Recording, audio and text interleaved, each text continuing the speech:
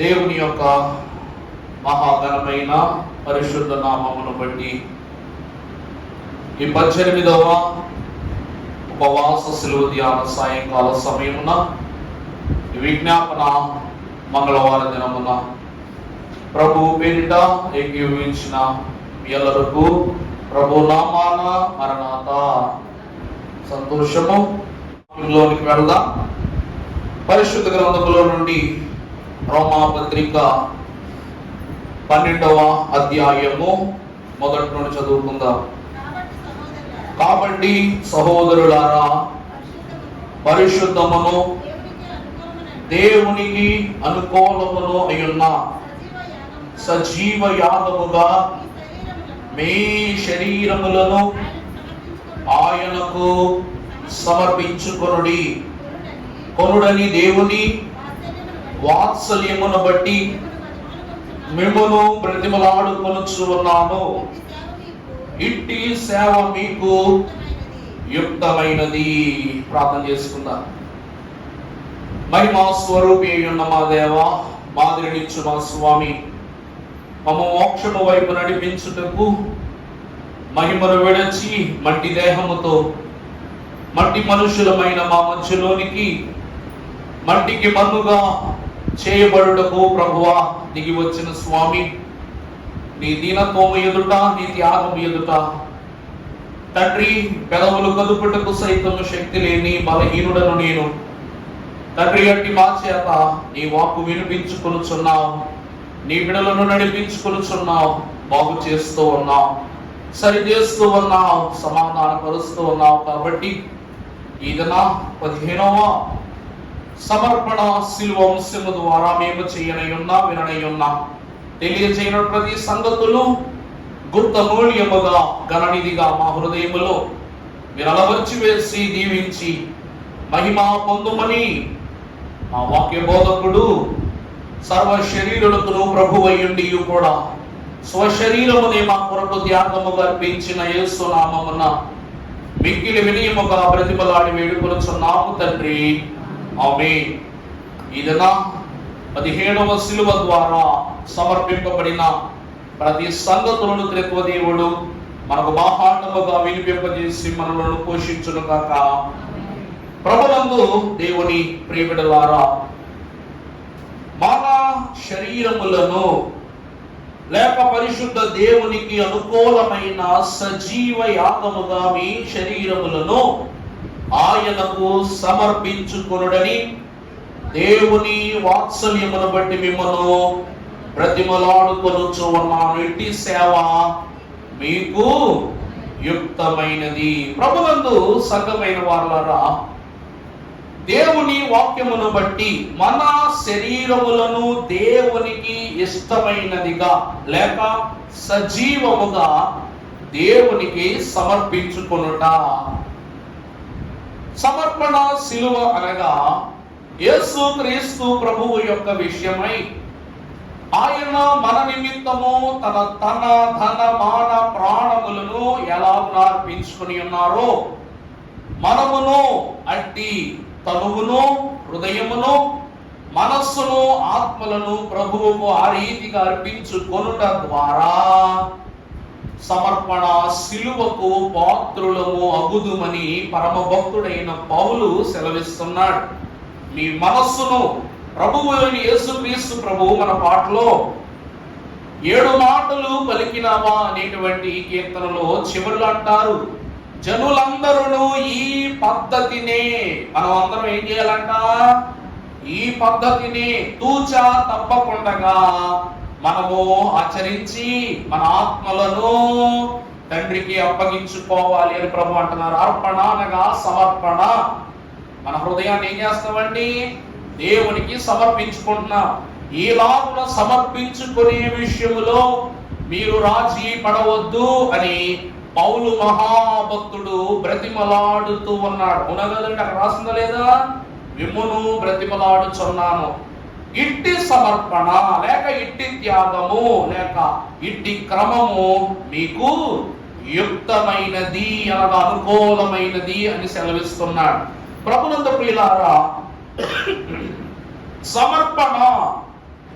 అన్నది మనకు తెలిసినంత వరకు ఇవ్వగలిగే వస్తువో, లేకపోతే ఫలానా స్థితో, లేకపోతే ఫలానా పండో కాయో, ఇంకేదో. కానీ సమర్పణ అనగా దైవజనులు దేవదాసయ్య గారు అన్నారు, దేవుని చిత్తమును నెరవేర్చుట.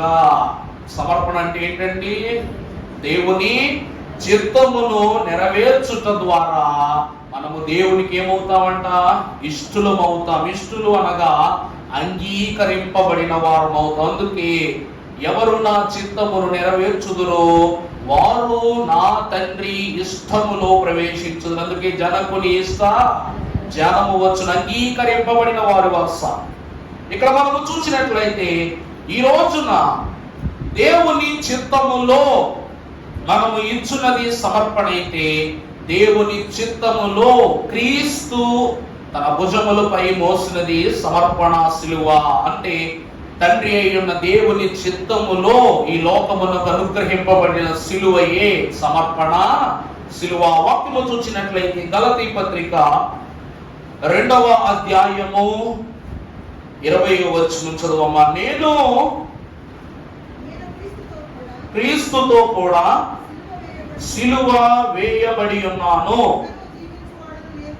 ఇక నాలో జీవించువాడును నేను కాను, క్రీస్తే నా యందు జీవించుచు ఉన్నాడు. ప్రియులారా, సిలువ దేవుని చిత్తము.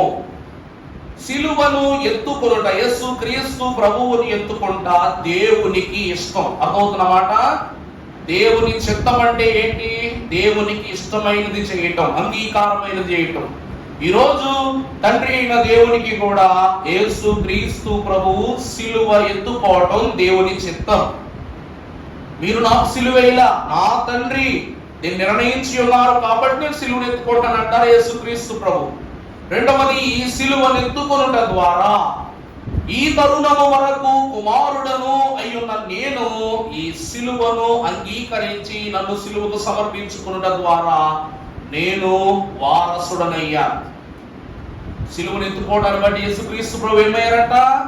కుమారుని నుండి ఆత్మను అప్పగించుకుని వారసుడయ్యారు. పరలోక రాజ్యమునకు నేను వెళ్ళుచున్నాను, మీకు స్థలము సిద్ధపరచుటకు నేను వెళ్తున్నాను, నా తండ్రి ఎంత అనేక నివాసములు గలవు అంటున్నారంటే, కుమారునిగా ఈ లోకములో దేవుని రాజ్య స్థాపనకు సిద్ధపరచి కుమారుడు అనిపించుకున్న ఆయన రాజ్యములో మనలను భాగస్వామ్యులను చేయుటకు వారసత్వము పేరిట ప్రభువు ఆరోహణమై వెళ్ళినట్లు మనకు కనబడుతూ ఉంది. పౌలు అంటున్నాడు ఈ దినమున, నేను క్రీస్తుతో కూడా సిలువ వేయబడ్డా. అర్థమైందంటే అంటే దేవుని చిత్తములో ఉన్న సిలువకు, తండ్రి చిత్తములో ఉన్న సిలువకు, అలాగనే తండ్రి చిత్తములో లేక తండ్రి యొక్క ఏర్పాటు అంగీకారములో ఉన్నటువంటి కుమారునికి నేను ఏమైపడ్డాను? వీళ్ళ ఇరువురికి నేను సిలువ వేయబడ్డాను. ఇప్పటి నుండి నాలో జీవించున్నది నేను కాదు, క్రీస్తే నా యందు జీవించునగా ఇక నుండి అన్నియు సర్వాధికారములు నావి కాదు. ఎందుకంటే నన్ను ఎవరికి అప్పగించేసుకున్నాను, సమర్పించేసుకున్నాను? నేను క్రీస్తుకు సమర్పించుకున్నాను. కాబట్టి ఇక ఏ నిర్ణయమైనా, ఏ ఫలితమైనా, ఏ ప్రతిఫలమైనా, ఏ తలంపైనా ఎవరి చేతి మీద నెగ్గాల్సిందే? దేవుని చేతి మీద నెగ్గవలసిందే అంటున్నాడు.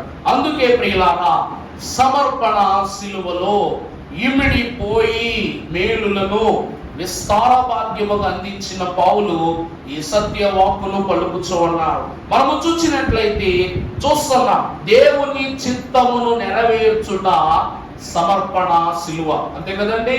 పరిశుద్ధ లేఖన భాగములో లూకాసు సువార్త 22:42 చదువుకున్నట్లయితే 22:42 ఒకసారి చదువునా? లూకా 22:42. నాన్న, తండ్రి ఈ గిన్నె నా యొద్ద నుండి తొలగించుటకు, చూడండి, నీ చిత్తమైతే తొలగించుము, అయినను నా ఇష్టము కాదు, నీ చిత్తమే సిద్ధించును గాక అని ప్రార్థించెను. ఒకసారి అందరం కలిసి గొంతెత్తి పాడుకుందాం. నా ఇష్టమిదిగో ఇది, నీ ఇష్టముగా చేయా, నా ఇష్టమిక కాదది, నా ఇచ్ఛయు నాటి నా హృదయమిదిగో నీకే ఇదియే రాజా కియా సింహాసనమో అనుభో నాదిదిగో గై కొను బియో ప్రభువాని పనికి ప్రతిష్ఠింపుమి.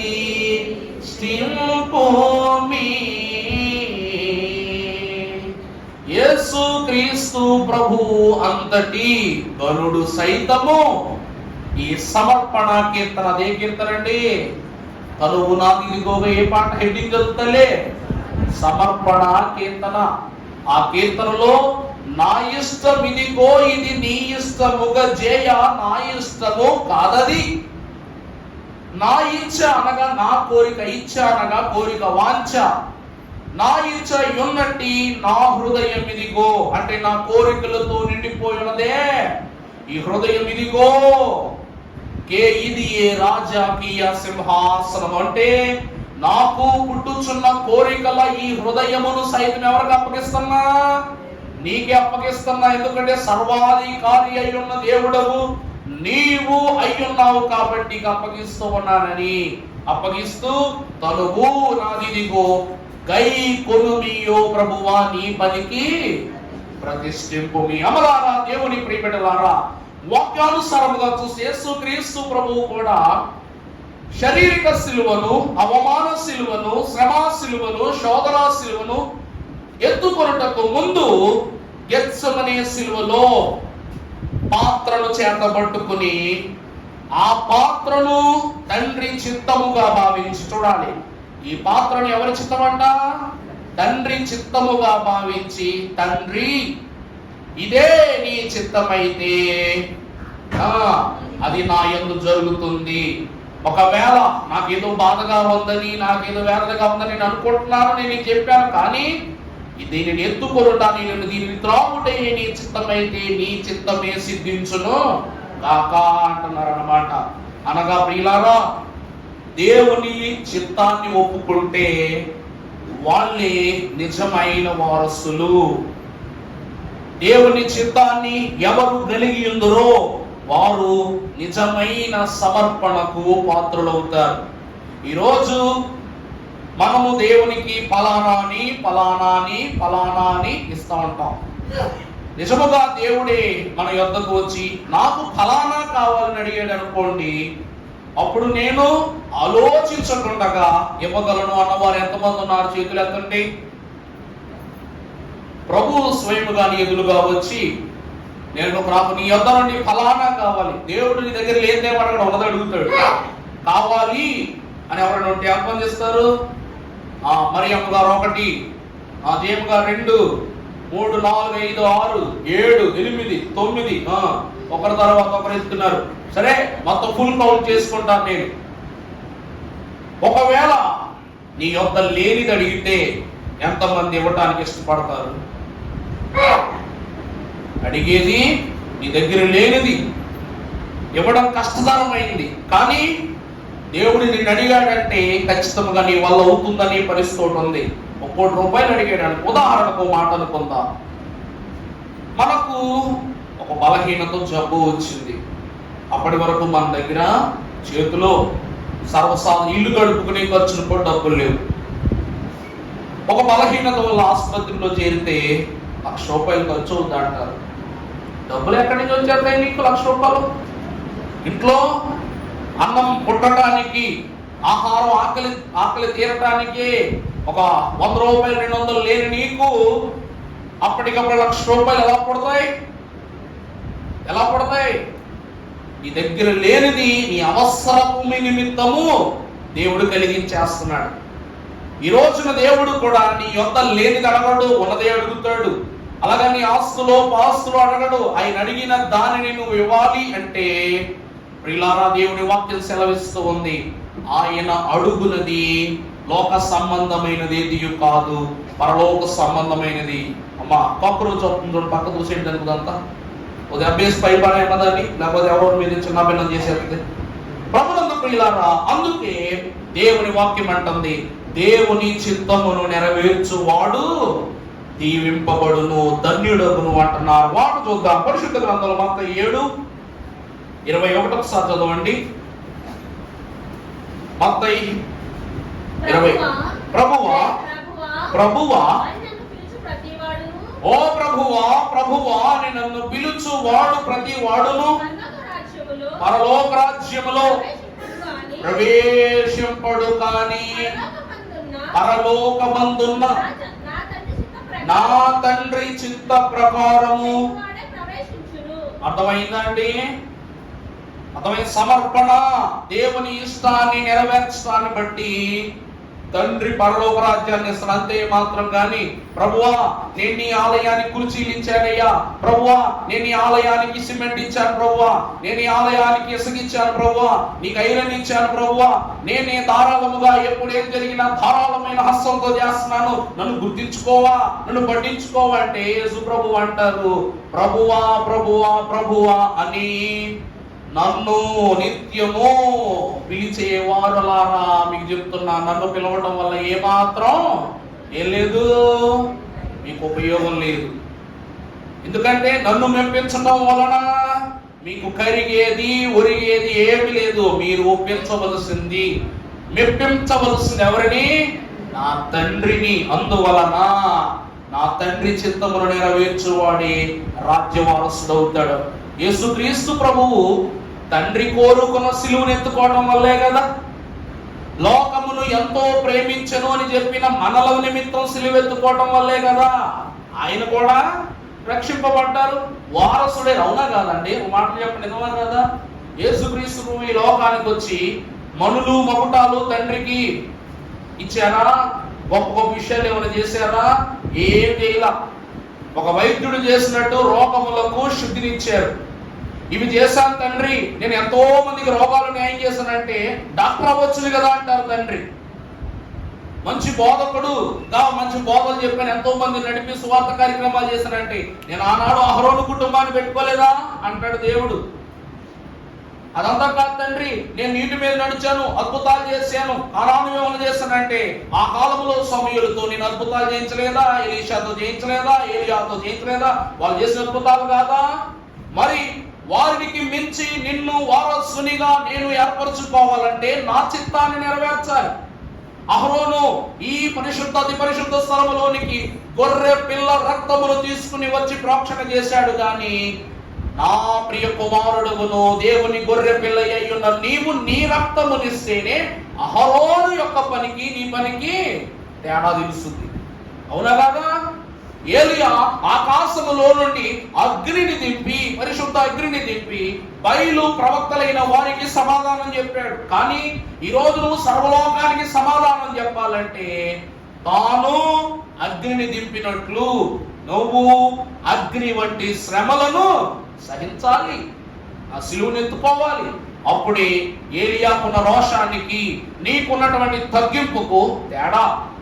ఎలీషా మృతుడైపోయినప్పటికీ ఒక శల్య దేహాన్ని జీవింపజేశాడు. మరి నువ్వు మృతుడవైపోతున్నప్పటికీ ఇతరులను తాత్కాలికంగా బ్రతికించే పని కాదు, నిత్య జీవముతో బ్రతికించే పని చేస్తేనే నువ్వు ప్రత్యేకింపబడినవాడు. అందుకే యేసుక్రీస్తు ప్రభువు కూడా తండ్రికి ఇష్టమైన సిలువ ఎత్తుకోవటాన్ని బట్టే గనుడయ్యారు. ఈ రోజు సిలువ ధ్యానాలను మన చేత జరిగిస్తున్నారు. దైవచనుడు దేవదాసయ్య గారు 98 సంవత్సరాలు బ్రతికారు. ఒక మాట నేను అడుగుతాను, మీరే సమాధానం చెప్పండి, దాన్ని బట్టి మీకు అర్థమైపోతుంది. దేవదాసయ్య గారు ఇంటి పేరు తెలుసు, తల్లిదండ్రుల పేరు తెలుసు, ఎదిగిన చోటు తెలుసు, పెరిగిన చోటు తెలుసు. దేవదాసయ్య గారు 98 సంవత్సరాలు ఏం చేశారు, ఎలా చేశారు, ఎలా బ్రతికారు, ఎవరితో బ్రతికారు, ఏ రీతిగా బ్రతికారు ఇవన్నీ నాకు తెలుసు అండి. కూర్చా తప్పకుండా నేను చెప్పగలను. ఎంతమంది ఉన్నారు 97 సంవత్సరాలు జీవితాన్ని చెప్పలేము. అదే 99వ సంవత్సరం నుంచి 120వ సంవత్సరం వరకు చెప్పమంటే బేతేలు గృహములో జీవించిన జీవితాన్ని గురించి చరిత్ర పుస్తకాలే ఉన్నాయి, మన దగ్గర ఉన్నాయా లేవా? ఆయన ఎప్పుడు ఎక్కడ ఎలా ఎంత మందితో ఏ రీతిగా ప్రార్థనా పూర్వకంగా ప్రార్థన అవసరతలు ప్రార్థన సముద్రముగా ప్రవాహము వలె తన యొక్క ఉనికిని దేవుని యందు చాటుకున్నారు. దేవుని ఉనికిని మన యందు చాటారు. ప్రతి అడుగడుగు డేటుతో టైముతో చెప్పేద్దామా లేదా? అర్థమైందండి? దైవజనుని బట్టి మనం అర్థం చేసుకోవాలి. యేసుక్రీస్తు ప్రభు 33 సంవత్సరాలు బ్రతికితే 30 సంవత్సరాలు ఆయన జీవితంలో ఆదేదో అంతమేదో పూర్తి తెలవదు మనకు. కానీ తదుపరి 3.5 సంవత్సరాల జీవితంలో ఆయన భరించిన శ్రమించిన గమనించిన శ్రమ అను శిలువ స్థితిని మనం ఈ రోజున 40 దినాలు జ్ఞాపకం చేసుకుంటాం. అందుకే దేవుని వాక్యం అంటుంది, తండ్రికి ఇష్టమైనది ఎత్తుకున్న రోజు నుండే బాప్తిసం తీసుకోవడం వల్ల రక్షణ రాదు. బాప్తిసం తీసుకున్న తర్వాత తండ్రి చిత్తాన్ని నెరవేర్చడం ప్రారంభించినప్పుడే నువ్వు భక్తునిగా కొనియాడబడతావు, దేవుని బిడ్డలుగా కొనియాడబడతావు. సెలవిస్తూ ఉన్నా. ఇది రెండవ విషయం. మూడవదిగా ప్రభునంచు ప్రియులారా, యోహాను రాసిన మొదటి పత్రిక 2:17 మొదటి అమ్మా లోకమును దాని ఆశయు గతించిపోవచ్చున్నవి గాని దేవుని చిత్తమును జరిగించువాడు నిరంతరము. అర్థమైందా? ప్రభువా ప్రభువా ప్రభువా అని నా గడ్డం పట్టుకుని నా చేతులు పట్టుకుని నా పాదాలు పట్టుకుని అరిచిన వారలారా నా వల్ల ఏం ప్రయోజనం లేదు, అంతా నా తండ్రి చిత్తమే. ఎందుకో తెలుసా? ఈ లోకములో నువ్వు గతించిపోతావు, నేను గతించిపోతా, కానీ నా తండ్రి చిత్తము జరిగించువాడు. చూడాలి, నా తండ్రి చిత్తమును జరిగించువాడు ఎవడు వాడెన్నటికి నశించిపోడు. మొదటిది దేవుని చిత్తము జరిగించుటయే సమర్పణ సిలువ.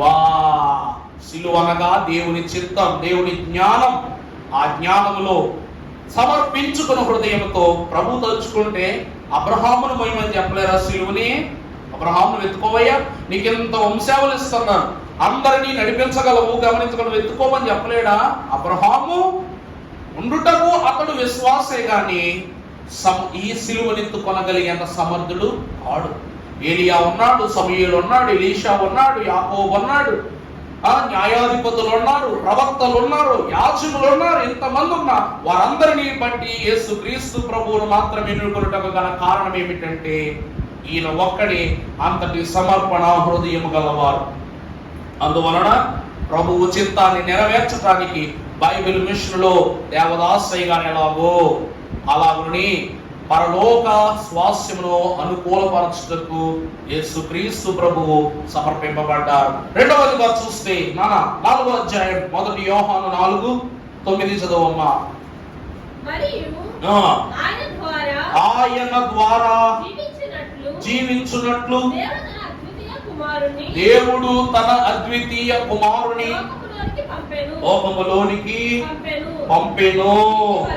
అందువలన దేవుడు మన యందు ఉంచి ఉన్న ప్రేమ ప్రత్యక్షపరచబడెను. మనము దేవుని ప్రేమించిదమని కాదు, తానే మనలను ప్రేమించి మనమందరం అనుకుంటాం, తనువు నాదిగోగై కొనుమియో ప్రభువా నీ పనికి ప్రతిష్ఠింపుమి అని. నేనే సమర్పణ హృదయం గలవాడను, నేనే శ్రమ పడుతున్న వాడను, నేనే దేవుని విషయంలో నింద భరిస్తున్న వాడను అనుకుంటాము. కానీ ప్రభు వాక్యం అంటూ ఉంది ఏమిటంటే, అబ్బాయి నువ్వు దేవుని ప్రేమించడం ఏమిట్రా, దేవుడే నిన్ను ప్రేమిస్తున్నాడు. మాట అదే కదండి, అక్కడ రాయబడి ఉంది. ఏమంటున్నాడు? భక్తులు క్లుప్తంగా చెప్తున్నాడు, మనము ఆయన ద్వారా జీవించున్నట్లు దేవుడు తన అద్వితీయ కుమారుని లోకములోనికి పంపెను. దీని వలన దేవుడు మన యందుంచిన ప్రేమ ప్రత్యక్షపరచడం. అర్థమైందా?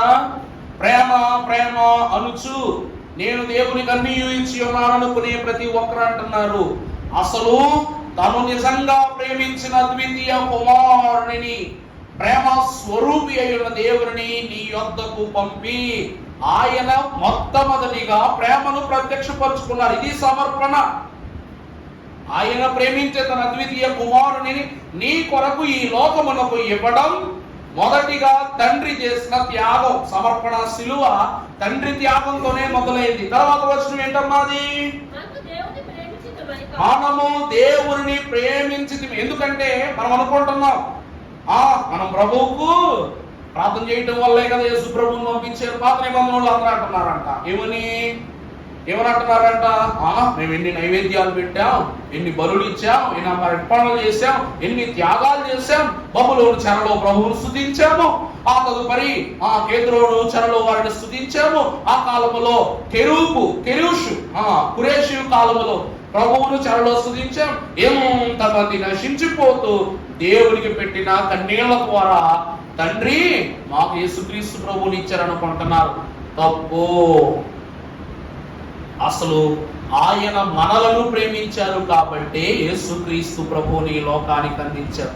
వాక్యం అంటుంది ఏమిటంటే తండ్రి కుమారుడిని సమర్పించటమే సమర్పణ శిలువ. అర్థమైందా అండి?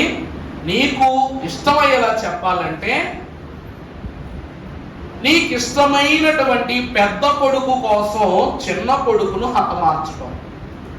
అర్థమైందా? నీకు ఇష్టమైన కుడి కంటి కోసం ఎడమ కంటిని పొడుచుకోవటం, నీకు ఇష్టమైన ఒక చెయ్యి కోసం మరొక చెయ్యిని నరుక్కోవటం. నా మాట అర్థమవుతుందండి? నా మాట అర్థమవుతుందా? అంటే ఈ లోకములో ప్రభువు చెప్తున్న మాట రెండు కళ్ళు ఒకే చూపునేస్తాయి, కానీ ఒక కన్నును ప్రేమించి ఇంకో కన్నును పొడుచుకునేవాడు ఎవడైనా ఉంటాడా? ఇప్పుడు ప్రభువు ఈ పరిస్థితిలోనే ఉన్నారు. తండ్రి నిన్నెంత ప్రేమిస్తున్నారో కుమారుని అంతే ప్రేమిస్తున్నారు. కానీ ఈ రోజు నువ్వా కుమారుడు అనే నిర్ణయం ప్రభు ఎదుట నిలబడినప్పుడు ఆలోచన సభలో సంఘము కొరకు లేక లోకము కొరకు తన కుమారుడిని సమర్పణ త్యాగంతో పంపించారు. అంటే కంటికి కన్ను, అర్థమైందా? చెయ్యికి చెయ్యి, ఆత్మకు ఆత్మ, ప్రాణానికి ప్రాణం, తలకు తల. అదే వాక్యం చెప్తా ఉంది ఇక్కడ. మనం దేవుడిని ప్రేమించడం ద్వారా ఇది జరగల. ఆయన మనల్ని ప్రేమించాడు కాబట్టి. తల్లి ప్రేమ గొప్పదా, బిడ్డల ప్రేమ గొప్పదా అంటే భూమి మీద ఉన్న ప్రతి ఒక్కడు తల్లి ప్రేమే గొప్పదా అంటాడు. బిడ్డల ప్రేమ ఎక్కడిది? అసలు తల్లి లేకపోతే నీకు భూమి మీద ప్రేమ అనే పదానికి అర్థం ఏం తెలుసు? ఈరోజు అలాగే ప్రభువా మేము నిన్ను ప్రేమించాం అనేవాడే తప్ప ఆయన ప్రేమించకుండా మనకు ప్రేమ ఎక్కడ పుట్టింది? వాక్యం చెప్తున్న క్లుప్త సత్యం. అందుకే పరమభక్తుడైన యోహాను ఒకటే మాట, మీకు బాగా తెలిసిన మాట, 3:16 యోహానులో దేవుడు లోకమును ఎంతో ప్రేమించెను. కుమారుణ్ణి ప్రేమించాడు, కానీ ఈ లోకాన్ని ఎంతో ప్రేమించాడు. అందుకే అద్వితీయ కుమారునిగా పుట్టిన వాని యందు విశ్వాసముంచు ప్రతి వాడును. ఈ కన్ను పడుచుకునే పరిస్థితి వచ్చిందనుకో, ఈ కన్ను మీద నమ్మకం పడదు. ఎందుకు తెలుసా? ఇది పోయినా ఈ కంటితో తదిమ జీవితాన్ని ముందుకు సాగించొచ్చారు. ఈ చెయ్యి పోయిందనుకో, ఈ చెయ్యి ఉంటుంది. ఎందుకంటే ఒక చేతితో కాస్త కూస్త నా బ్రతుకులు ముందుకు సాగించొచ్చని. ఈరోజు ప్రభు అంటున్నారు, ఈ కంటిని పొడుస్తున్నాను అంటే ఈ కంటిపై నమ్మకం. నా కుమారుని మీకోసం ఇస్తున్నానంటే మీరు మారతారన్న నమ్మకం. నా సమర్పణది. అర్థమైందా? తండ్రి యొక్క సమర్పణది. నా కుమారుని ఇస్తేనైనా మీరు మారతారన్న నమ్మకం మీది. నా ప్రియ కుమారుని మీకు అర్పణగా ఇస్తున్నానని సమర్పణ శిలువలో దేవుడు తన సమర్పణని ఇస్తున్నాడు, తన కుమారుని సమర్పిస్తున్నాడు. ఇది రెండవ స్థితి.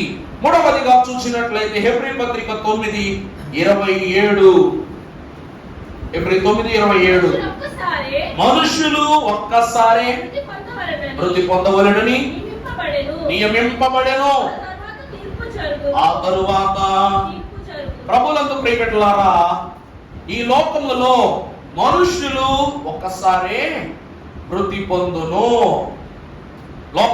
ఈ లోకంలో వాక్యం కూడా చెప్తున్నది అదే.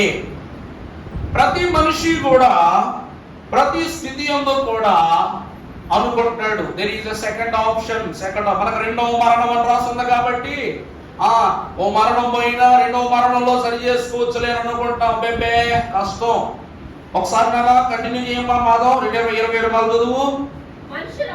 మనుష్యులు ఒక్కసారి వృద్ధి పొందవలెనని నియమింపబడిను, ఆ తరువాత తీర్పు జరుగును. అలాగుననే అనేకుల పాపములను భరించుటకు చూసారా? అలాగుననే మనిషి ఒక్కసారి మృతి పొందినట్లు యేసు ప్రభువు కూడా సిలువపై ఒక్కసారి అర్పింపబడి తన కొరకు కనిపెట్టుకొనుయుండు వారి రక్షణ నిమిత్తము పాపము లేకుండా రెండవసారి ప్రత్యక్షమగును. ఈసారి మరణం ఉండదు. ప్రభువు యొక్క అర్పణ కూడా ఒక్కసారి. ఎలాంటి అర్పణ అంట? మరొకసారి అర్పించవలసిన అవసరత లేని అర్పణ ప్రభువు యొక్క అర్పణ.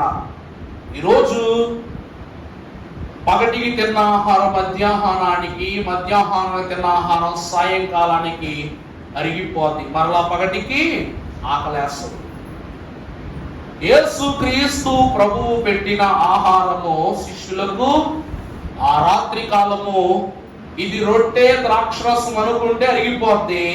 లేదు, ఇది దేవుని శరీరము, ఇది దేవుని యొక్క రక్తం అనుకుంటే సదాకాలము నిలిచిపోద్ది. ఈ వాక్యాన్ని ఇంత క్లుప్తంగా ప్రభు ఎందుకు అంటున్నారంటే, సమర్పణ కూడా దేవుని విషయములో ఈ రోజులో ఒక్కటే. సిలువపై జరిగిన సమర్పణ కూడా ఒక్కటే. ఇదే ఆది యందు అంత్యమునందు ఒక్కసారి జరిగే సమర్పణ.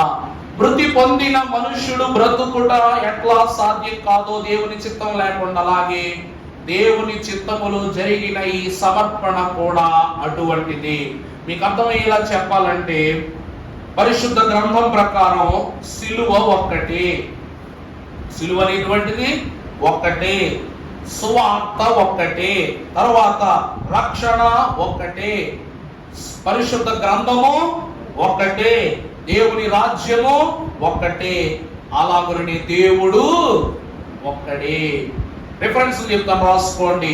ఒక్కటే సిలువ అనగా కొలస్సీ 1:20 చదువునాను ఒకసారి. పర్లేదు చెప్తాను, నేను రిఫరెన్స్ చెప్పి కంగారు పడతాను. కొలస్సీ 1:20 సిలువ రక్తము చేత సంధి చేసి ఆయన ద్వారా, చూసారా, ఒకటి కాదు అంటే ఆది కాండం కాదు, నిర్గమా కాండం కాదు, లేవి కాండం కాదు, ప్రకటన కాదు, ఇలా ఒక్కొక్కటి కాదంట, సమస్తము. చూడండి, భూలోకమందున్నవైనను పరలోకమందున్నవైనను ఆయన ద్వారా తనతో సమాధాన పరచుకునవలెనని తండ్రి అభీష్టమాయన. సిలువ అనేది సాధనం ద్వారా అవి భూలోకమందున్నవైనా పరలోకమందున్నవైనా వాటన్నిటినీ కూడా సంధి సమానం చేయటమే తండ్రికి ఏమైందంట, ఇష్టమైంది. సిలువ భూలోక సొత్తు కాదు, ఇది భూమి ఆకాశములు అనగా ఇహమునకు పరలోకమునకును సొత్తై ఉన్నది. కాబట్టి సిలువలు రెండు నిన్ను పై గద్దెకు చేర్చును యుద్ధ సమాప్తికి అని వాక్యములో మన దైవుల కీర్తన రాశారు. సిలువ ఒక్కటే, భూమికి పరలోకమునకును ఇది ఏమైనది, సొత్తై ఉన్నది. లేక ఏమై ఉన్నది, ఏమనొచ్చు, ఇదే భూలోక పరలోక సంఘముల యొక్క ఐశ్వర్యం. అర్థమైందండి? ఇదే మనకున్న ఐశ్వర్యం ఆధారం. మొదటిది ఒకటే సిలువ, రెండవది ఒకటే సువార్త. మార్కు 16:15 చదువునా. 15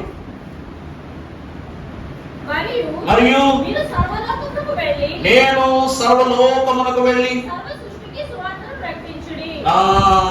చూసారా, ప్రభువు ఎప్పుడైతే మరణం పొందుకున్నారో, శ్రమ పొందుకున్నారో, సిలువ పొందుకున్నారో, పునరుద్ధానుడై లేచారు, ప్రభు చెప్తున్నారన్నమాట, ఇప్పటి నుండి మీరు ఒక్క గలిలయకు కాదు, నజరేతుకు కాదు, ఇశ్రాయేలు ప్రదేశమునకు కాదు, లేక ఐగుప్తు దేశమునకు కాదు, ఇక నుండి ఈ సువార్త, ఏ సువార్త వాలి, సర్వలోకమునకును మీరు వెళ్ళి ప్రకటించండి, సువార్త ప్రకటించండి. అలాగుని సువార్త కూడా ఒక్కటే. అర్థమైందా? అపోస్తల సంఘంలో బోధించిన బైబిలే, పెంతెకోస్తు సంఘంలో బోధించిన బైబిలే, బైబిల్ మిషన్ వారు బోధించిన బైబిలే. ఇక్కడ తీరు మారుతుంది కానీ పేరు మారుతుందా? బైబిల్ అని బోధించే తీరు మారును కానీ వాక్యమును పేరు నిరంతరం. సువార్తను పేరు ఎవరు చెప్పినా సువార్తే, అది మారుతుందా? మాట్లా. సువార్త ఒకటే. రెండవది ఇది. మూడవది అపోస్తల కార్యములు 4:12. అపోస్తల కార్యములు 4:12.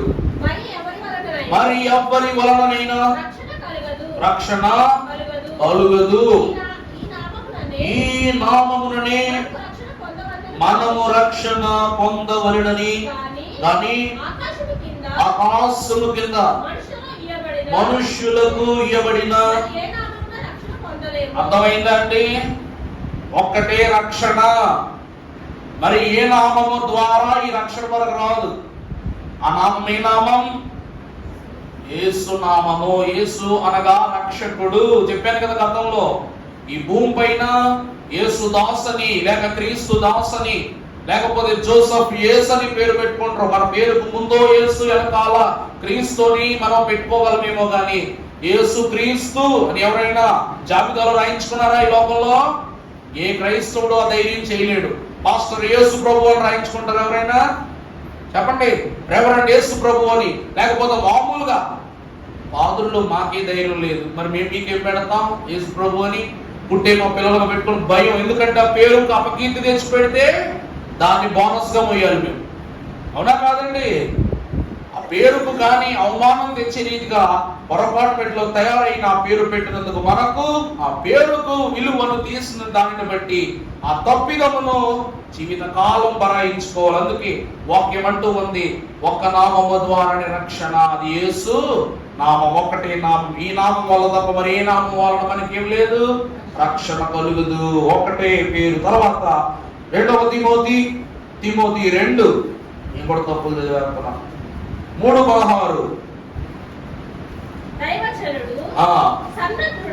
సన్నద్ధుడై ప్రతి సత్కార్యమునకు పూర్ణముగా తాను సిద్ధపడి ఉండునట్లు దైవావేశము వలన కలిగిన ప్రతి లేఖనములో ప్రవేశించుటకును ఖండించుటకును తప్పుదిద్దుటకును నీతి యందు శిక్ష చేయుటకును ప్రయోజనకరమై ఉన్నది. ప్రభునందు దేవుని ప్రియమిత్రులారా, దైవ జనుడు సన్నద్ధుడై ప్రతి సత్కార్యమునకు పూర్ణముగా సిద్ధపడినట్లు దైవావేశము వలన కలిగిన ప్రతి లేఖనము. చూడండి, ఈరోజు మనం చూసినట్లయితే వాక్యం బట్టి చూస్తే పాత నిబంధన కొంతమంది గ్రహింపు, కొంతమందికి కొత్త నిబంధన గ్రహింపు.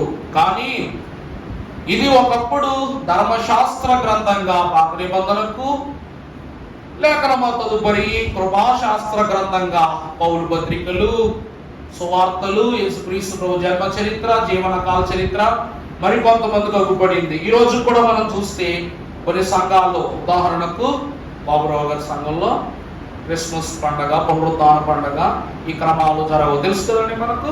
అంటే వారి బోధ, వారి నిబంధన పాత నిబంధన యొక్క ఆచరణ. మరి కొంతమంది పునరుద్ధాన పండగ ఒకటే చేస్తారు కానీ క్రిస్మస్ పండగ చెయ్యరు. ఎందుకంటే లేఖన ప్రకారం రుజువు లేదని కొంతగా వారు భావించి క్రమం చేయరు. మరి కొంతమంది కొత్త సంవత్సరం తప్ప మరి ఇంకే పండగలు చేసుకోరు. మరి వాళ్ళ ప్రతీది వేరే. కొంతమంది అపోస్తలుల పండుగలు ఇప్పుడు జరుగుతున్న యువజన మినిస్ట్రీస్ గుడారాల పండుగ, అది కుమ్మరింపు పండుగలు, అవన్నీ వారికి అది ప్రతీక. ఇలాగున కొన్ని భావోద్వేగాలను బట్టి వారి ఆచరణ ద్వారా విభజనలు జరిగాయి. ఈరోజు వాక్యం ఏమంటుందంటే, ఇలాగ ఎన్ని చేసినా, పాత నిబంధనలో చేసినా కొత్త నిబంధనలో చేసిన ఎందులో చేయాల్సిందే. ఎందులో చేయాలి? బైబిల్లోంచే పండగ చేయాలి. బైబిల్ దాటి కొత్త పండగ ఏమైనా ఉందా మనకి? గుడారాల పండగ ఉందగా. యెహోవా గుడారములో అతిథిగా నివసింపదగిన వాడు ఎవడు? గుడారాల పండగ, పస్కా పండుగ, ఈస్టర్ పండగ, త్రిత్వాదివార పండగ, ఇంకా పెంతెకోస్తు పండగ, ఏ పండగ అయినా సరే ఈ పుస్తకం అనగా ఈ గ్రంథం నుండి చేయకపోతే అది దండగే అవుతుంది. దేవుని ప్రియబిడ్డలారా, ఇక్కడ వాక్యమును బట్టి చూస్తే దేవుని యొక్క గ్రంథము కూడా ఒక్కటే. పాత నిబంధన అయినా కొత్త నిబంధన అయినా సరే రెండు ఎక్కడ విడిపోయి ఉన్నాయి? పరిశుద్ధ గ్రంథములు విడిపోయి ఉన్నాయి. ఎవ్వరు ఏమై ఉన్నను, ఎక్కడ సేవ చేసినను, ఎంత క్రమంగా చేసినను, ఏ రీతిగా చేసినను, ఏ పండగ చేసినా అన్నీయు పరిశుద్ధ గ్రంథ ఆచరణలోంచి చేయాలి. కాబట్టి గ్రంథము కూడా ఒక్కటే. దీనిని ఆ కాలములు ధర్మశాస్త్రముగా బోధించారు. ప్రభువు దాన్ని నెరవేర్చి కృపాశాస్త్రం ఇందులో బయలుపరిచారు. పాత నిబంధన సంఘము క్రొత్త నిబంధన సంఘమును పాటించుట, క్రొత్త నిబంధన సంఘం పాత నిబంధన జనులను గ్రహించటం పరిశుద్ధ గ్రంథములో ఉన్న స్థితి. ఈరోజు పేజీలు వేరు కావచ్చు, కానీ అందులో ఉన్న సంపూర్ణమైన స్థితి ఒక్కటే అయి ఉన్నది. కాబట్టి గ్రంథము ఒక్కటే. దేవుని ప్రియబిడ్డలారా, ఇది నాలుగవ స్థితి. ఐదవదిగా చూసినట్లయితే దానియేలు 2:44. దానియేలు గ్రంథము 2:44. అమ్మా, పరలోకమందున్న తండ్రి దేవుడు ఒక రాజ్యమును స్థాపించెను, దానికి ఎన్నటికి నాశనం ఉండదు. ఆ రాజ్యము దానిని పొందిన వారికే తప్ప మరెవ్వరికి కూడాది చెందదు. ఇప్పుడు చూడండి, అది మిగిలిన రాజ్యములన్నిటినీ పగలగొట్టును, కానీ అది యుగ యుగములు. ఈరోజు వాక్యం అంటుంది రాజ్యము కూడా ఒక్కటే. దాని ఎంత క్లుప్తంగా రాశాడు చూడండి. ఆ రాజుల కాలం, నేను చెప్పాను కదా, ఆ రాజుల కాలంలో పరలోకమునందున దేవుడు ఒక రాజ్యమును స్థాపించును. జగన్ ప్రభుత్వం 5 ఏళ్లే, పిఎం మోడీ ప్రభుత్వం 5 ఏళ్లే, ప్రెసిడెంట్ పవర్ అయినా కూడా అంతే. టర్మ్ మారదు, టైం టేబుల్ మారదు, కానీ ప్రభువు నిర్ణయించినదే ఆయన రాజ్యం. ఇది 5 ఏళ్లకు ముగిసిపోయేదో 10 ఏళ్లకు ముగిసిపోయే ప్రభుత్వం కాదు. ఇది యుగ యుగములు నిలిచిపోయి దేవుని ప్రభుత్వం అయి ఉన్నది. కాబట్టి 5 ఏళ్ల పాలనలో ఒక నాయకుడు మంచి చేస్తేనే ఆయన నాకు మేలు చేశాడండి, ఆయన గొప్పోడండి, ఆయన మంచోడండి, ఆయన మళ్ళా రావాలండి అని మనం కోరుకుంటాం. కానీ యుగ యుగములు దేవుడు నీకు మేలు చేస్తానంటున్నాడు. కాబట్టి మరి ఆ రాజ్యము మరి ఇంకెంత గొప్పదై ఉండాలి. ఒక నాయకుడిని కోరుకుంటున్నావు ఆయన మంచిని బట్టి, అలాగనే నాయకులను సైతము మేలులతో నింపి అంత గొప్ప మనస్సునిచ్చిన దేవుడు తన రాజ్యములో నేను నిలబెట్టుకున్నప్పుడు నీకు ఇంకెన్ని మేలు కలుగుతాయో గమనించుకున్నందుకే రాజ్యము ఒక్కటే. చివరిగా చూస్తే ప్రియులారా, ఎఫెసీ 4:6. ఎఫెసీ పత్రిక 4:6. అమ్మా, అందరికీ తండ్రి అయ్యున్న దేవుడు ఒక్కడే. చూసారా? చదువున్నాడు, కంటిన్యూ. ఆయనకు అందరికీ పైగా ఉన్నవాడై అందరిలో తాను ఉన్నాడు. ప్రియులారా, అందరికీ తండ్రి ఒక్కడే అనగా దేవాది దేవుడు, తండ్రి అయిన దేవుడు ఒక్కడే అయి ఉన్నారు. కాబట్టి ప్రియబిడ్డలారా గమనించుకోండి, ఈ లోకములో సిలువ ఒకటే, చివరిగా సంఘం కూడా ఒకటే. మరి వేరే వేరే సంఘాలు ఏం లేవు. 5వ చెప్పనామా? చెప్పండి, ఏంటది? 5 నుంచి వచనం అంటారా? 5వ వచనం కూడా చదువు ఒకసారి. 4:5. ఎఫెసీ 4:5. ప్రభువు ఒక్కడే, విశ్వాసం ఒక్కటే, బాప్తిస్మం ఒక్కటే, అందరికీ తండ్రి అయిన దేవుడు ఒకటే. అంటే నేను అంశాన్ని బట్టి తీసుకున్నాను. సంతోష్, థ్యాంక్స్ అన్నా. దేవుని ప్రియబిడ్డలారా, చూశారు కదా, దేవుడు ఒక్కరే, బాప్తిస్మం ఒక్కటే, సంఘం ఒకటే, ఐక్యత ఒక్కటే, గ్రంథం ఒక్కటే, దేవుడు ఇచ్చు రాజ్యము ఒకటే. దేవుని వాక్యం నందు ప్రియబిడ్డలారా, సమర్పణలో ప్రభు ఇచ్చిన సిలువెంతో, సమర్పణతో ప్రభు యొద్దకు వెళ్ళే సంఘం కూడా ఒక్కటే. తారతమ్యాలు ఏం లేవు, ఎత్తు పాలాలు ఏం లేవు, నికరం నిట్టు ఉన్నోళ్ళే అంటారు. 4వ స్థితి చూస్తే మత్తయి సువార్త 14:24 వచ్చిన ఒకసారి చదువుకుందాము. తనను తాను, మత్తయి 16:24. అప్పుడు యేసు తన శిష్యులను చూచి ఎవడైనను తనను తాను ఉపేక్షించుకొని తన సిలువనెత్తుకొని నన్ను. ఇప్పటికే చాలా సార్లు ఈ రిఫరెన్స్ మనం చూసాం. నిరాకరణ. నిన్ను నువ్వు వద్దనుకున్నప్పుడే దేవుడు కావాలంటావు. నీకు కావలసినవి విడిచిపెట్టినప్పుడే దేవునికి కావలసినవి ఇస్తావు. నీకు కావలసిన స్థితులను దేవుని యొద్ద నుండి పొందిన నాడు దేవుని చిత్తమును నెరవేర్చుటకు ఆశపడతావు. ఆశపడిన ప్రాణాన్ని దేవుడు తృప్తిపరుస్తాడని వాక్యంలో ఉంది. అంటే ప్రాణం నీదేనా, దేవుడిది కాదా? ఆయనకు ఆశ ఉండదా? చెప్పండి. ఆయనకు సంఘము మీద ఆశ, సంఘ స్థాపన విషయంలో ఆశ, పాపము లేని పరిశుద్ధ రాజ్యమును పరిపూర్తి చేయడం ఆయనకు ఆశ, కళంకము లేని సంఘాన్ని నడిపించడం ఆయనకు ఆశ. అలాగే మనకు కూడా దేవుని యొద్దకు చేరుట ఆశ, పాపము లేకుండా తండ్రి చిత్తాన్ని నెరవేర్చడము ఆశ. అందుకే మనము చూసినట్లయితే ప్రియులారా, నిరాకరణ అంటే దాని అర్థం నిన్ను ఏదో వదిలేసుకోమంటల్లా. మొదటిది స్వార్థభావాన్ని. 67 దుర్గుణాలు ఉన్నాయి వాక్యంలో. గతంలో ప్రసంగమే చెప్పాను నేను దీనిపైన. 67 దుర్గుణాల వల్ల మనిషి దినమును క్షీణించిపోతున్నాడు, దినమును బలహీనపడిపోతున్నాడు. అందుకే ప్రియులారా, మార్కు మహాభక్తుడు దీని గురించి రాస్తూ 10:29లో తన ఒక అమూల్యమైన సత్యాన్ని బయలుపరుస్తున్నాడు. మార్కు 10:29.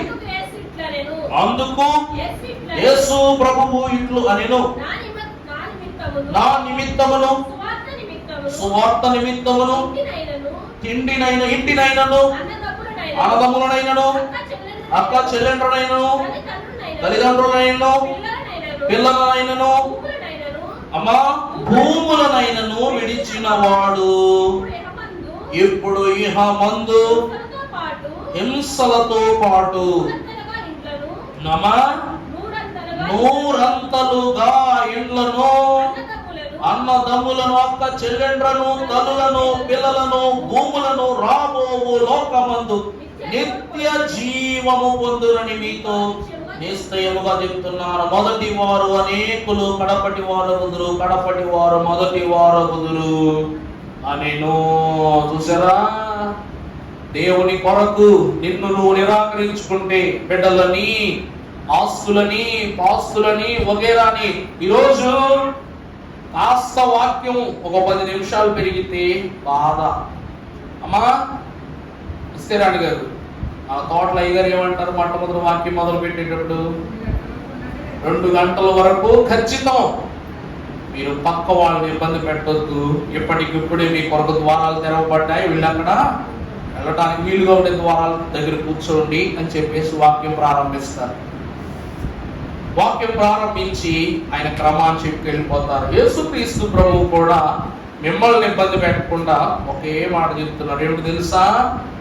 నిజముగా మీరు దేవుని విషయమై ఆసక్తి కలిగి ఉంటే, నిజంగా మేమైనా పరిగెత్తుకు రావడానికి గల కారణం ట్రైన్ దాటిపోతున్న భయమే.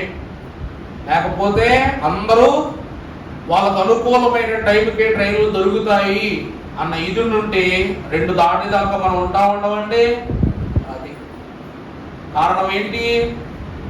ఒక్కసారి కోల్పోయిన దీవెన వెనక రాదు. ఒక్కసారి దాటిపోయినాయి. సరే, ఓ మాట అనుకుందాం. ఈరోజు గుమ్ముగా చెప్పేస్తున్న ప్రసంగం ఏమైపోయిందని మధ్యలో ఆపేస్తాను. ఈ గుమ్ము, ఈ వేడి, ఈ స్పీడు రేపు రమ్మంటే వస్తుందా? ఎందుకు రాదు?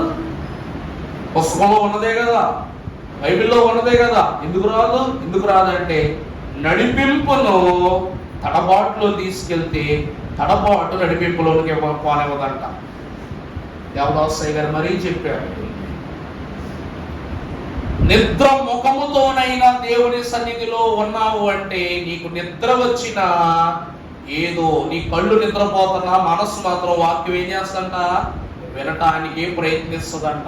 అందుకే ఆలయములో ఒకటి తన పనిని ఆపినా మరొకటి తన పని ప్రారంభించుకుని వెళ్ళిపోద్దంట. ఈరోజు చూడండి, కళ్ళ ముందు ఏదో వస్తుంది, ఈ బాల్ వేసినాడు అనుకోండి, నీ కళ్ళు చూస్తాయి. చెయ్యి ఎందుకు పట్టుకోవడానికి నిలుస్తుంది పట్టుమని? అర్థమైందా? కంటి పని కంటిదే, చేతి పని చేతిదే. ఏదైనా ఒక వాహనం మీదకి వస్తుందంటే చూసి చూడగానే కాళ్ళు ఎందుకు పక్కకు తప్పుకుంటాయి? కాళ్ళకు కళ్ళు లేవు కదా, నీ కళ్ళు ఉన్నాయి. కళ్ళతో చూసి తప్పుకుంటే సరిపోతుంది, తల తిప్పుకుంటే సరిపోతుంది కదా. అని కాళ్ళు ఎందుకు ఇచ్చాడు దేవుడు? వాక్యము క్లుప్తంగా చెప్తున్న సత్యం అది. దేవుని కొరకు వేటిని మనం సమర్పించుకొనుటకు ఆసక్తి చూపిస్తామో దానిని రెండింతలుగా నా తండ్రి రాజ్యములో పిల్లలు కానివ్వు, ఆస్తులు కానివ్వు, భూములు కానివ్వు, ఏమైనా కానివ్వు, నేను నీకు నా తండ్రి రాజ్యాలు ఇస్తాను. అందుకే మొదటోళ్ళు చివరోళ్ళు అవుతున్నారు, చివరి వారు మొదటోళ్ళు అవుతున్నారు. మనం ఏ వారిగా ఉండాలన్నది ఆశగా దేవుని అడిగి తెలుసుకోవాలి. మనం చూసినట్లయితే ముందుకు వారి నాన్న, తర్వాత ఎఫెసీ 5:2 క్రీస్తు మిమ్మల్ని ప్రేమించి పరిమళ వాసనగా తాను ఎండుటకు మన కొరకు తనను తాను అర్పణగాను. ప్రభువునందు ప్రియులారా, 5వది క్రీస్తు మన మీద గల ప్రేమతో మన స్థితిని బట్టి ప్రభువు తనను ప్రేమపూర్వకంగా సిలువకు అప్పగించుకున్నారు. ఇదే సమర్పణ సిలువ. సిలువను బాధతో కాదంట, దేంతో ఎత్తుకున్నారంట? ఆనందంతో ఎత్తుకున్నారంట. ఇప్పుడు మనకు బిడ్డలు పుడతారు. మన బిడ్డలను రేపు శ్రీ చైతన్యాలోనో, నారాయణలోనో, లేక తిరుమలలోనో చదివించాలి. మన దగ్గర ప్రస్తుతానికి చదివించడానికంతా భరోసాతో కూడిన సొమ్ము లేదని బిడ్డలను కంఠం మానేస్తావటండి. బిడ్డలు భాగ్యం. ఏమో నీకు బిడ్డలు పుట్టగానే ఐశ్వర్యం కలిసి రావచ్చు, బిడ్డలేమి స్వాస్థ్యం అని వాక్యం పెట్టింది కదా. బిడ్డలతో పాటు దేవుడు ధనాన్ని ఇవ్వచ్చు. ఈ బిడ్డలే నువ్వు చదివించలేమన్న బిడ్డలే రేపు కలెక్టర్ అవ్వచ్చు, నువ్వు చదివించలేకపోయిన బిడ్డ రేపు డాక్టర్ అవ్వచ్చు. ఇవన్నీ తెలిస్తే మనము బిడ్డలకు అనకుండామా? ఈ లోకములో ఆ భయమే ప్రతి మనుషునికి ఉన్నది. అంటే ప్రతి మనిషి కూడా, ప్రతి దాంపత్యము కూడా ప్రతి కరణి గర్భముగానే మిగిలిపోతుంది. యేసు క్రీస్తు ప్రభువు కూడా సిలువ ఎత్తుకున్న నా బిడ్డలు ఎట్లాగే ఉంటారని తెలిసిన సిలువ ఎత్తుకున్నారు. వాళ్ళ పాపంలో ఉంటారు అని తెలిసిన సిలువ ఎత్తుకున్నారని నమ్మకం సిలువ మీద కాదు, మన మీద. ఆయన సిలువను ఎత్తుకున్నది ఆయన ద్వారా రక్షణ వస్తేనే కాదు, ఆయన రక్షణ ద్వారా, ఆయన ప్రేమ ద్వారా మనం పరిపూర్ణమైన ధన్యత పొందుకుంటామని. ఉదాహరణకు కీర్తనల గ్రంథము 37:5 మనం చదువుకుంటే కీర్తనకారుడే తనను గురించి తెలియజేస్తున్నాడు. నీ మార్గమును యెహోవాకు అప్పగింపుము. చాలు నాన్న. ప్రభునందు ప్రియులారా, దేవుడు ప్రేమతో సిలువకు అప్పగింపబడుట లేక సమర్పింపబడుట అనగా ఎవడు తెలుసా అండి? ఈరోజు విశ్వాసులు తన మార్గాలను ఎవరికి అప్పగించుకుంటేనట? దేవునికి అప్పగించుకుంటే. ప్రభువా మార్గం అంటే ఏంటి చెప్పండి? మంచి మార్గం అంటే ఈరోజు ఏంటి? అసలు మన దారి అంటే ఏంటి చెప్పండి? ఈరోజు ఒకటి అనుకుంటాం, ప్రభువా నేను పలానా పని పూనుకుంటున్నాను, పలానా పని చేయాలనుకుంటున్నాను, పలానా కొనాలనుకుంటున్నాను, పలానాది అమ్మాలనుకుంటున్నాను. ఇవన్నీ కూడా మన ఆలోచనలు. మన ఆలోచనే మార్గం.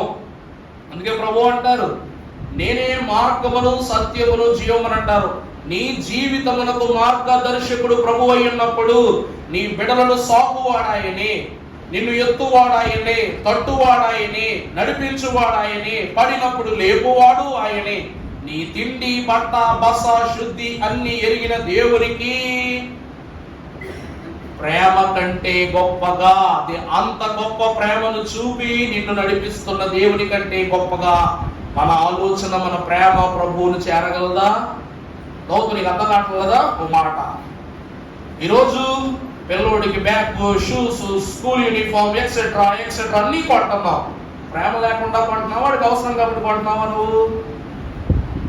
మీ కొడుకు స్కూల్కి వెళ్తున్నాడు, డాడీ నా ఫ్రెండ్ చాలా మంచి బ్యాగ్ కొనుక్కున్నాడు డాడీ అనగానే ఆ కొడుకు ఎదుటి స్నేహితుడి దగ్గర ఏం కాకూడదు, నామోష్ కాకూడదని ఏం చేస్తావు నువ్వు? వాడికంటే మంచి బ్యాగ్ కొంటావు, మంచి జామెంట్రీ బాక్స్ కొంటావు, నా ఫ్రెండ్ 10 రూపీస్ 5 స్టార్ చాక్లెట్ తెచ్చుకుంటాడంటే 20 రూపీస్ పెట్టుకుంటావు. ఎందుకు? నామోషి. ప్రేమతో చేస్తావా, గొప్ప కోసం చేస్తావా? అవతలోడి మీద గొప్ప కోసం చేస్తావు, ప్రేమ చేస్తావా? నీ బిడ్డ పైన ప్రేమతో, నీ బిడ్డ ఎక్కడ తగ్గింపబడకూడదు కాబట్టి చేస్తావు. యేసు క్రీస్తు ప్రభువు కూడా కీర్తనకారుడు 139 అధ్యాయంలో అన్నట్టు, నేను తినుటయు, నేను లేచుటయు, నేను నడుచుటయు, నేను పండుకొనుటయు, నేను బ్రతుకుటయు అన్నీ నా ప్రభువుకు తెలుసు. ఇవన్నీ నిన్నేదో అనుమానించాలని ప్రభువు నీపై నిఘా పెడతల్లా. నా బిడ్డలు ఏ దారిలో కూడా తప్పిపోకూడదని ఏం చేస్తున్నాడంట? నిన్ను కాసుకుని కూర్చుంటాడంటే అహర్నిశలు రాత్రి పగళ్ళు నీ దేవునికి నీ వల్ల ఏం కలుగుతుంది చెప్పండి? బాధ్యత, ప్రేమే కలిగి ఉంది.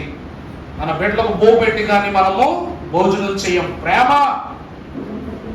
అలా నిద్రాహారాలు మానుకున్నాడు. అది ప్రభు అంటున్న మాట. అది దేవునికి నీ మార్గాన్ని అప్పగించినట్లయితే, నీ మార్గాన్ని అప్పగించడం అంటే నువ్వు దేవునికి అన్ని ఇవ్వటమే. మంచి చెడు ఒప్పు అన్నీ కూడా దేవునికి ఇవ్వటమే. సమర్పణగా మన దారిని దేవుని దారిగా అర్పించుకోవటం. ఉదాహరణ, అబ్రహాము దేవుడు చెప్పిన దారిలో వెళ్ళాడు కాబట్టి విశాలమైన చోటును స్వతంత్రించుకున్నాడు కదండి. తన స్వజనుల్ని, తన దేశాన్ని, తన ప్రపంచాన్ని, తన స్వాస్యాన్నింటిని విడిచిపెట్టేశాడు. దేవుడు చెప్పిన చోటుకి వెళ్ళాడు, బ్రతికాడు. ఎడారిలో కూడా జీవ జలాలను పొందుకున్న అబ్రహాము తండ్రి. అవునా కదా? మనం కూడా ఎండు ఎడారిలో బ్రతికిన దేవుడు కాపుదలు అంటే పచ్చిక బయలుగా మార్చేస్తాను దేవుడు సెలవిచ్చాడు. కాబట్టి దేవుని ప్రేమే మన జీవితానికి సమర్పణ. ఆయన ఎత్తుకున్న సిలువ ప్రేమను కూర్చిన సిలువ కాబట్టి సమర్పణ అనగా దేవుని ప్రేమ. ఆఖరిగా మనం చూసినట్లయితే పేతురు రాసిన మొదటి పత్రిక 1వ అధ్యాయం 15వ వచనం చివరి మాట, నేను పరిశుద్ధుడనై ఉన్నాను గనుక, నేను పరిశుద్ధుడను గనుక మీరును పరిశుద్ధులై ఉండుడని వ్రాయబడి ఉన్నది. చివరిగా సమర్పణ. సిలువనెత్తుకొనిన దేవుని బిడ్డలు ఏ జీవితాన్ని కలిగి ఉండాలంట? పరిశుద్ధ జీవితం. అబ్రహాము పరిశుద్ధుడు, ఇస్సాకు పరిశుద్ధుడు, యాకోబు పరిశుద్ధుడు, మన దైవజనుడు పరిశుద్ధులు. నువ్వు పరిశుద్ధుడవే, నేను పరిశుద్ధుడని. కానీ లోటు ఎక్కడ కలుగుతుంది, బలహీనత ఎక్కడ కలుగుతుంది అనే ప్రశ్నలోనికి మనం వస్తే ప్రభు అంటున్నారు, పరిశుద్ధుడు అనగా దేవునికి ప్రతిదీ ఇవ్వగలిగేవాడు. రెండవది, దేవునికి లోబడేవాడు పరిశుద్ధుడు. దేవునితో జీవించువాడు పరిశుద్ధుడు. దేవుని సేవించువాడు పరిశుద్ధుడు. చివరిగా దేవుని కొరకు సమస్తమును అర్పించువాడు అనగా ప్రేమపూర్వకముగా అర్పించువాడు పరిశుద్ధుడు. అంటే నీ బ్రతుకు ఆది నుండి అంత్యము వరకు అన్ని విషయములలో దేవుడిని కనపరచువాడు ఎవరంట? పరిశుద్ధుడు. యేసుక్రీస్తు ప్రభు పుట్టినప్పటి నుండి మరణం దాకా తండ్రి పేరే, తండ్రి నామస్మరణే కలిగి ఉన్నారు. అపోస్తలుడు దేవుని పెంతెకోస్తు అనుభవం తర్వాత వారి క్రొత్త జీవితములో ప్రభువును తండ్రిని తప్ప మరి దేనిని వారు కోరుకొనలేదు. అందుకే మరణము వరకు తనను తాను దేవునిలో స్థిరపరచుకుని వాడే అవడంట సమర్పణ సిలువకు పాత్రుడు పరిశుద్ధుడు. పరిశుద్ధ గ్రంథములు ఫిలిప్పి 2:8 చదివి ముగించుకుందాం. ఫిలిప్పి 2:8, మరియు ఆయన ఆకారమునందు మనుష్యుడుగా కనబడి అనగా సిలువ మరణమును పొందునంతగా విధేయత చూపిన వాడై. చాలండి. సమర్పణ అనగా విధేయత చూపటం. తండ్రిపై విధేయత, తండ్రి ఇచ్చిన సిలువపై విధేయత, తండ్రి ప్రేమించిన సంఘముపై విధేయత, తండ్రి ఇచ్చిన రాజ్యముపై విధేయత, తండ్రి ప్రేమించిన లోకముపై విధేయత. ఇక ప్రభువు గురించి చెప్పవలసి వస్తే కానిది లేదు, లేనిది రాదు అన్నట్లుగా ప్రభువు పరిశుద్ధుడు కాబట్టి తనతో సహానుభవము కలిగించున్నట్లు మనందరినీ పరిశుద్ధపరచడానికి రూపములో తగ్గాడు, అంటే రూపాన్ని అర్పించుకున్నాడు. మహిమ దేహాన్ని మానవ దేహం అర్పించాడు. తండ్రికి లోబడినట్లే మానవులమైన మనం తిట్టినా, కొట్టినా, హింసించిన లోబడ్డాడా లేదా? మనం ఆయనకు లోబడాలా? ఆయన మనకు లోబడ్డాడు. నిందకు లోబడ్డాడు, హింసకు లోబడ్డాడు. లోబడే జీవితం. రెండవది జీవించుట. నేను దేవుని కుమారుణ్ణి, మీరు మట్టి వారు, మీరు నా దగ్గరకు రాకూడదన్నారా? రోగం ఉన్నోడు వచ్చిన పట్టుకున్నాడు, పాపం చేసుడు వచ్చిన పట్టుకున్నాడు. పరిశుద్ధత జీవితంలో ఉండి జీవించుకున్నాడు. తర్వాత సేవించటం. తండ్రిని తప్ప మరొక దానిని సేవించారు ప్రభువు? ప్రతిరోజు తండ్రి యొక్క నామస్మరణే ఆయన జీవితంలో, పరిశుద్ధ జీవితంలో. చివరిగా తండ్రి ప్రేమనే పొందుకున్నారు. ఈరోజు మనలను తండ్రికి ప్రేమ రూపముగా మార్చుకున్నారు. అందుకే ప్రియులారా, సమర్పించగలిగే హృదయము ఉన్నవారు దేవునికి వారసులు కాగలరని సమర్పణ శిలువలో ప్రభువు రుజువు చేశారు. పాత్ర ఎత్తుకున్నప్పుడే అర్థమైపోయింది ప్రభు మనసు ఎంత గొప్పదో శిష్యులకు. అలాగనే శిలువ ఎత్తుకున్నప్పుడే మనకు అర్థమైపోవాలి ప్రభు మనసు ఏంటన్నది. మరణము పొందినప్పుడే అర్థమైపోవాలి ప్రతి ఒక్కరికి ప్రభు యొక్క త్యాగం ఏంటో. నీ కొరకు బ్రతికి పునరుద్ధానుడై లేచి తండ్రి దగ్గరికి వెళ్ళిపోవడం మానేసి నేను వస్తానని శిష్యులకు చెప్పాను. మగ్ధలేని మరి ఎందుకు చెప్పాడు? నువ్వు అంటే ఇష్టం లేకుండా చెప్పాడు ప్రభు. సిలువ అయిపోయింది, మరణం అయిపోయింది, ఇంకా ఏం కలవాలి నేను, ఎన్నిసార్లు కలవాలి నేను ప్రభు అనుకోకుండా శుభ్రంగా ఆ ఒలివు కొండకు ఆయనే ఒకడు నడుచుకుంటా వెళ్ళిపోయి అందరికి పెద్ద దేహాన్ని చూపించాడు. ఓ ప్రభు వెళ్ళిపోతున్నాడని. ఒక ఆశ్చర్యం చెప్తే సరిపోయింది కదా. 40 రోజులు భూమి మీద ఉండాల్సిన అవసరం ఏంటి ప్రభుకి? అవునా కదా? పునరుద్ధానుడు అయిన తర్వాత కూడా తండ్రి ప్రేమించినట్టు ప్రేమిస్తున్నాడు. ఆరోహణమై వెళ్ళిపోతూ కూడా వెళ్ళిపోవచ్చు కదా. నేను వెళ్ళిపోతున్నాడు, కంగారు పడబాకండి. నేను ఎక్కడికి వెళ్తున్నా? మీకు చోటు సిద్ధపరుస్తాకి వెళ్తున్నా. చూసారా? నా తండ్రి ఇంత అనేక నివాసాలు ఉన్నాయి, నేను మీ కొరకు స్థలం సిద్ధపరచడానికి వెళ్తున్నాను. ఇంకెంత ప్రేమించాలి, ఇంకెంత సమర్పించాలి? పరలోకములో సమర్పణ, భూమిపైన సమర్పణ, మరణంలో సమర్పణ. ఇన్ని సిలువలు మోస్తున్న ఆ సిలువ రూపమును ధరించుట, గ్రహించుట తప్ప త్యాగ రూపముగా దేవునికి మనం ఇవ్వగలిగేది ఏది లేదు. కాబట్టి ప్రియులారా, దీన మనస్సులో ఉన్న మనము దీన దశలో నుండి ధన్యుడి దశలోనికి చేర్చబడాలంటే దేవుని హృదయంలో మనం సమర్పించుకోవాలి. అట్టి హృదయము సమర్పణ శిలువ ద్వారా త్రిత్వ దేవుడు పేరున మీకు అనుగ్రహింపజేసి శ్రమ ద్వారా పరీక్ష ద్వారా సమర్పించుకుని గొప్ప హృదయం తండ్రి మీకు దయచేయును గాక.